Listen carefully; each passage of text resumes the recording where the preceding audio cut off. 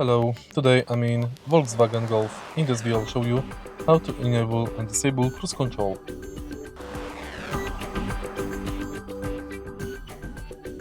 In the beginning, take a look at the left side of the steering wheel. Right here we've got this panel. To enable cruise control, press this button. And now accelerate to desired speed. Then press set button to activate cruise control. Press plus button to increase the speed, minus button to decrease it, reset button to reset, plus button to increase or decrease again, and press this button to enable forward collision warning and distance from the following car. If you find this video helpful, please leave like, comment and subscribe.